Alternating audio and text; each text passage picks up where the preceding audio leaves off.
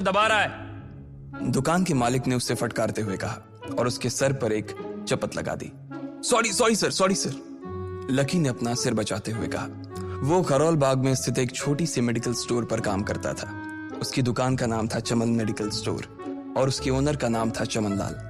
Lucky पिछले 5 साल से इन्हीं की दुकान पर काम कर रहा था। यहाँ इस छोटी सी शॉप पर काम करना उसकी मजबूरी थी। लाइफ में कंगाली की वजह से उसे कॉलेज में पढ़ाई पूरी करने के लिए पार्ट टाइम जॉब करना था। उसने कई अच्छी जगह अच्छी तनख्वाह की नौकरी ढूंढी पर नहीं मिली और वो इस मेडिकल स्टोर पर ही अटक गया। गधे, अब इसके पैसे क्या तेरा बाप भरेगा? कटेगा। इसका पैसा भी तेरी तनख्वाह से कटेगा और एमआरपी से डबल रेट में कटेगा। चमन ने अपने दांतों को किचमिचाते हुए कहा। गुस्से की वजह से उसकी नाक फूल गई थी और लकी की सांसें। उसने घबराते हुए ओनर से पूछा, एमआरपी से डबल क्यों सर जी? ताकि अगली बार से ऐसी कोई हरकत करने से पहले तू डबल बार सोचे। चमन ने कहा और उसके हाथ से ट्यूब छीन ली। उसका जी तो चाह रहा था कि वो लकी की खोपड़ी पर एक और बार अपना हाथ साफ कर ले, लेकिन उससे पहले ही दुकान का फोन बजने लगा। फोन की घंटी बजते ही लकी को वहां से निकलने का मौका मिल गया और वो भागते हुए फोन उठाने के लिए चला गया। हेलो जी, करोल बाग के बेस्ट मेडिकल चमन मेडिकल स्टोर से बोल रहा हूं, बताइए क्या काम था? ये लकी की पेटेंट लाइन थी। चाहे कहीं से भी फोन आए, लेकिन उसे फोन पर बस यही बोलना था। जैसे ही इधर लकी ने अपनी बात कही, उधर से जवाब आया, मैं ब्लूमिंग नाइट होटल के कमरा नंबर 303 से बात कर रहा हूँ। एक छोटा सा ऑर्डर है, नोट करो और जल्दी से होटल पर डिलीवर करवा दो। वो एक लड़के की आवाज थी। उसकी आवाज में काफी भारीपन और एक अजीब सी जल्दबाजी थी। जैसे ही लकी ने वो आवाज सुनी, पता नहीं क्यों उसे वो आवाज जानी पहचानी सी लगी। जी सर, बताइए आपका क्या ऑर्डर है? हाँ तो लिखो, हार्ट प्ले के 2 पैकेट और 1 पैकेट टिश्यू। लकी, जो कि अपना पेन लेकर खड़ा था, हार्ट प्ले का नाम सुनते ही झिझक गया। असल में हार्ट प्ले नाम का एक कंडोम आता था और इसलिए उसका नाम सुनते ही लकी शर्मा गया था।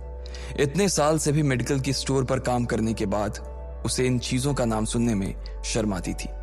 हेलो भाई, लिखा कि नहीं लिखा? उस आदमी ने फिर से लकी से पूछा। जी सर, लिख लिया सर, लिख लिया। लकी ने खिसिया कर हंसते हुए कहा। लिख लिया तो फिर लेकर निकल, उस लड़के ने कहा। उसकी आवाज सुनकर ना जाने ऐसा क्यों लग रहा था कि वो बहुत बड़ा आदमी था। जी सर, मैं सर, लेकिन सर बाहर तो बारिश हो रही है, लकी ने कहा। उसने देखा कि बाहर बहुत तेज बारिश हो रही थी। उनकी दुकान के सामने पानी भर गया था और तेज हवाओं की वजह से चमन मेडिकल स्टोर का बोर्ड भी गिर गया था।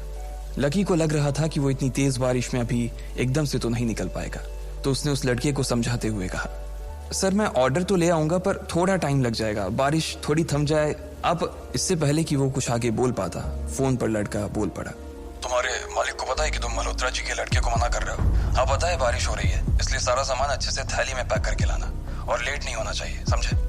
उस लड़के ने कहा और इससे पहले कि लकी आगे कुछ कह पाता, उसने फोन काट दिया। उधर से लकी के दुकान का ओनर उसे घूर कर देखा जा रहा था। लकी के हाथ में पेन और पेपर देखकर ही वो समझ गया था कि उसके पास कोई ऑर्डर आया था। आज वैसे भी इतनी बरसात होने की वजह से सुबह से इक्का दुक्का ग्राहक ही दुकान पर आए थे। ऐसे में उसकी दुकान का मालिक एक भी ऑर्डर को छोड़ना नहीं चाहता था।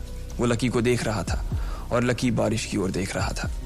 बारिश का बहाना नहीं चलेगा, जाना पड़ेगा, चमन लाल ने कहा। मैं बहाना नहीं कर रहा सर, थोड़ी बारिश धीमी हो जाए तो मैं चला जाऊंगा। अभी आप खुद ही देखिए कितनी तेज बारिश है। वो पता नहीं कोई मिस्टर मल्होत्रा का कोई बेटा कुछ ज्यादा ही जल्दी में था। मैं साइकिल से तो पहुंच नहीं पाऊंगा इतनी जल्दी, लकी ने उनकी ओर देखते हुए कहा। क्या कहा? मिस्टर मल्होत्रा जी का बेटा? तू मेरी दुकान बंद करवाएगा क्या? अभी क्या भी निकल उनका ऑर्डर लेके, वो हमारे बहुत पुराने कस्टमर है, चमन ने कहा। पर लकी ने कहा ही था कि चमन बोला। पर कुछ नहीं, तू मेरी मोटरसाइकिल ले जा, उसने गुस्से में कहा। अरे सर जी, 200 के ऑर्डर में मुश्किल से 40 रुपए बचेंगे, इससे 3 गुने का तो पेट्रोल ही लग जाएगा और अगर गाड़ी रास्ते में बंद हो गई तो अलग से खर्चा, लकी ने समझाते हुए कहा। वो जानता था कि उसका मालिक इन सब बातों पर ध्यान नहीं देने वाला। चमन लाल बोला, कोई बात नहीं, तू जा, चाहे जो हो जाए ग्राहक नाराज नहीं होना चाहिए, और वैसे भी वो मल्होत्रा जी का बेटा है।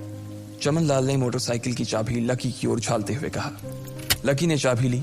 उसे देखकर उसके अंदर मिक्स फीलिंग आ गई। एक तो वो बहुत खुश हुआ कि बड़े दिनों बाद बाइक चलाने को मिलेगी, पर वहीं दूसरी तरफ दुखी इसलिए हुआ कि बाइक मिली भी तो ऐसी तेज बारिश में, अगर खराब हो गई तो इसकी चपत भी उसके सिर पर ही पड़ेगी। वो मुंह लटकाकर रेनकोट और हेलमेट पहनते हुए वहां से निकल गया। बाहर आकर बाइक को देखा तो लकी ने मन में सोचा, चलो ठीक है, जो होगा देखा जाएगा, कम से कम बाइक तो चलाने को मिल रही है। दरअसल लकी इतने साल काम करने के बाद भी अपने लिए एक मोटरसाइकिल नहीं ले पाया था। लकी की तनख्वाह ही इतनी भर थी कि सिर्फ उसके कमरे का किराया, उसकी साइकिल में डालने वाली हवा का खर्च, बिजली पानी का बिल और डिम्पल के साथ महीने में 1-2 बार बाहर खाने का खर्चा ही निकल पाता था। उसे डिम्पल की कही बात अक्सर याद आती थी, लकी अगर अगले 2 महीने में तूने बाइक नहीं खरीदी ना तो मैं तेरे से ब्रेकअप कर लूंगी, देखना। असल में डिम्पल को लकी के साथ बाइक पर घूमने की बड़ी तमन्ना थी। लकी की इस उजाड़ जिंदगी में एक वही तो थी जिसके लिए जिंदा रहने को उसका जी चाहता था। जब भी वो उससे बाइक की बात करती तो लकी डिम्पल की इस बात को हंसकर टाल देता था। वो अपने मन में इस बात को अच्छे से जानता था कि डिम्पल उससे बहुत प्यार करती थी और वो उससे कभी छोड़कर नहीं जा सकती थी। वो दोनों एक दूसरे में ऐसे घुले मिले थे जैसे बादल बरसात में घुल जाती है। लकी को डिम्पल बहुत पसंद थी और वो उसके लिए दुनिया जहां की खुशियां खरीद कर ला देना चाहता था। वो चाहता था कि एक दिन वो डिम्पल को प्लेन में बैठाए, लेकिन उसके ये सब ख्वाब इस कम तनख्वाह की नौकरी की वजह से कभी पूरे नहीं होने वाले थे। पर आज उसके पास एक मौका था। वो डिम्पल को अपने साथ इस बारिश में राजपथ घुमाना चाहता था। वो उसे दिल्ली दिखाना चाहता था। चमनलाल को देने के लिए उसने पहले से ही बहाना सोच रखा था। बस जल्दी से वो ये डिलीवरी देकर सीधे डिम्पल के पास ही जाने वाला था। उसने होटल ब्लूमिंग नाइट के बाहर मोटर बाइक पार्क की और सीधे होटल के अंदर चला गया।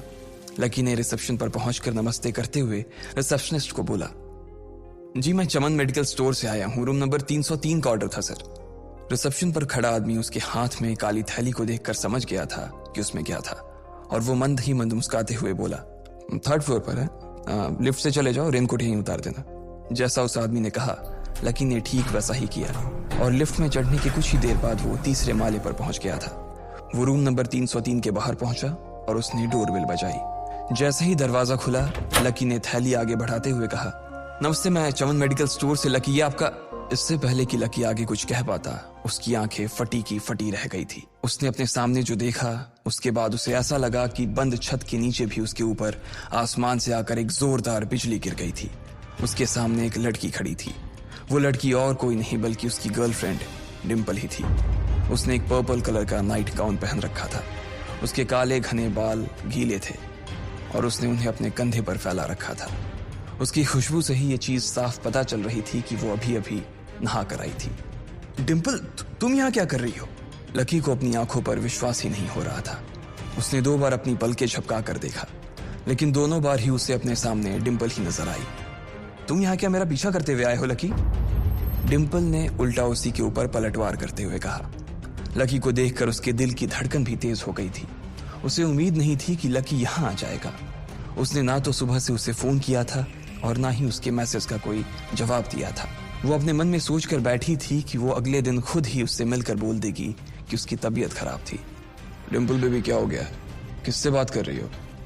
अचानक से एक गबरू जवान सा लड़का दरवाजे के पास आकर खड़ा हो गया था। उसने बनियान पहन रखी थी। लकी उसे पहचान गया था। साले राहुल के बच्चे, तेरी हिम्मत कैसे हुई मेरी डिम्पल को हाथ लगाने की? लकी ने जैसे ही राहुल को देखा उसके तन बदन में मानो आग सी लग गई थी। वो उसे इस वक्त इतना बुरा मारना चाहता था, इतना बुरा पीटना चाहता था जिसकी कोई हद सीमा नहीं थी। लकी जिस कॉलेज में पढ़ता था राहुल और डिम्पल भी उसी में पढ़ते थे और वो कॉलेज राहुल के फादर का ही था। डिम्पल ने राहुल के पिता की एक कंपनी में जॉब पकड़ ली थी और राहुल उस पर बहुत लाइन मारता था। लकी ने 1-2 बार डिम्पल को उससे दूर रहने के लिए भी कहा, लेकिन डिम्पल ने उसे ये कहकर टाल दिया था कि वो सिर्फ अच्छे दोस्त थे। आज भी इससे पहले कि वो आगे बढ़ता, डिम्पल उन दोनों के बीच आ गई। रुक जाओ, डिम्पल ने गुस्से में कहा और लकी के सीने पर हाथ रखकर उसे रोक दिया। लकी लंबी सांसें ले रहा था और कुछ ही सांसों के बाद उसका गुस्सा शांत हो गया।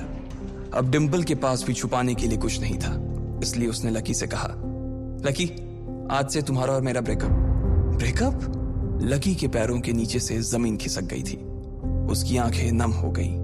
लकी को उसकी बातों पर विश्वास नहीं हो रहा था। उसने डिम्पल की ओर देखा और बोला, डिम्पल, हम पिछले 1 साल से एक दूसरे के साथ हैं और तुम हो कि मुझसे ब्रेकअप करना चाहती हो? अरे मैं तो तुम्हारे लिए नई बाइक लेने वाला था। चल रहने दे, आज ही याद आई है तुझे बाइक की। अरे तेरे पास मुझे बाहर घुमाने के लिए, खिलाने पिलाने के लिए पैसे तो है नहीं, तू कहां से लेगा बाइक? और अगर ले भी लेगा तो उसमें पेट्रोल कहां से डलवाएगा? तेरी 8,000 रुपए महीने की नौकरी, उसमें होगा ये सब? लोग हंसते हैं मेरे ऊपर जब मैं सरोजनी में तेरे साथ घूमती हूँ। मैं ऐसी लाइफ नहीं जीना चाहती लकी। मैं तेरी तरह गरीब नहीं रहना चाहती। तूने मुझे फंसाया था, उल्लू बनाया था तूने मुझे, इसलिए मैंने राहुल से मैचअप कर लिया है। आज से यही मेरा बॉयफ्रेंड है। डिंपल ने गुस्से में कहा। अच्छा, तो बेबी ये है तुम्हारा वो बेकार सा एक्स बॉयफ्रेंड? राहुल ने पूछा और डिंपल के बगल में आकर खड़ा हो गया। फिर उसने लकी के हाथ से थैली उठाई और उसमें से हार्ड प्ले का पैकेट निकालकर उसे चिढ़ाने के लिए उसे हवा में लहराने लगा। बाप रे, इससे बदकिस्मत इंसान इस दुनिया में और कौन होगा? राहुल ने उसकी टांग खींचते हुए कहा। लकी के पास उसकी बात का कोई जवाब नहीं था। उसने गुस्से से डिंपल की ओर देखा और अपनी हाथों की मुट्ठी भींच ली। फिर वो वहां से निकल गया। अबे पैसे तो ले जा, सब कुछ फ्री में देता जाएगा क्या? राहुल ने जोर से ठहाके लगाते हुए कहा। लेकिन लकी बिना उसकी बात सुनते ही निकल गया। उसके दिमाग में डिंपल के कहे शब्द गूंज रहे थे। उसने कभी सपने में नहीं सोचा था कि डिंपल उसके साथ कुछ ऐसा भी कर सकती थी। जिस इंसान के लिए वो इतना कुछ करना चाह रहा था, उसे उसकी कोई कदर ही नहीं थी। लकी इतना हताश हो गया था कि बुरी तरह से रोने लगा। इस बार वो लिफ्ट से नहीं बल्कि सीढ़ियों से नीचे उतरा और एक एक सीढ़ी उतरने के साथ उसके आंसू आंखों से छलकते जा रहे थे। जब उसकी आवाज सुनकर कुछ लोग अपने कमरे से बाहर आए तो लकी ने तुरंत अपने आंसू पोंछे और तेजी से वहां से भाग गया।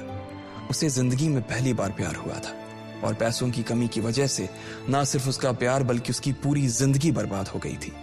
लकी जैसे ही बाहर आया तो उसने देखा कि बाहर अंधेरा हो गया था। आसमान में तेज बिजली कड़की और बारिश जो थमी थी एकाएक फिर से झमाझम बरसने लगी। ये देख लकी के थमे हुए आंसू एक बार फिर से छलक गए। उसका दिल बुरी तरह से टूट चुका था, लेकिन उसे इस बात की खुशी भी हो रही थी। आखिर आज उसे डिंपल का असली चेहरा नजर आ गया था। वो तो उसके साथ घर बसाने की सोच रहा था, लेकिन अच्छा हुआ कि उसने पहले ही उसका घर बर्बाद होने से बचा लिया। लकी को दुख तो बहुत हो रहा था, पर उसे यह भी लग रहा था कि उसे आगे चलकर यही दुख उसे खुशी देने वाला था।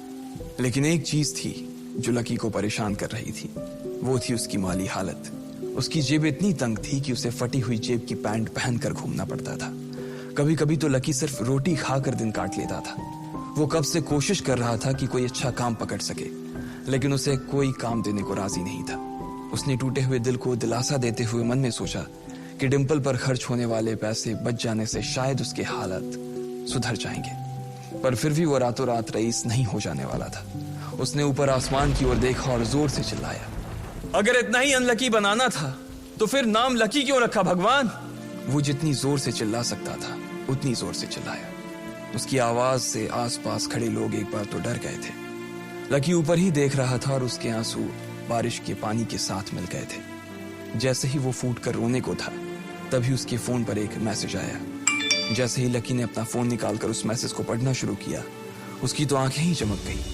अचानक उसके आंसू हंसी में बदल गए और वो जोर जोर से वहीं सड़क पर नाचने लगा। उस मैसेज में लिखा था, परिवार की रिसर्च और परिवार के निर्णय के हिसाब से अग्रवाल परिवार का वारिस लक्ष्मण लाल अग्रवाल उर्फ लकी ने गरीबी अभ्यास की परीक्षा को पास कर लिया है और आज से ही वो उस जमीन और उस जायदाद का मालिक हो जाएगा जो परिवार ने उसके नाम कर रखी थी। ये एक ऐसा मैसेज था। आखिर कौन था लकी? क्या थी उसकी असलियत? और वो कैसे रातों रात ही अनलकी से लकी हो गया था? आपको क्या लगता है, क्या होंगे इन सभी सवालों के जवाब? कमेंट बॉक्स में कमेंट करके जरूर बताएं और सभी सवालों के जवाब को जानने के लिए सुनते रहिए इंस्टा मिलीनियर सिर्फ पॉकेट एफएम पर।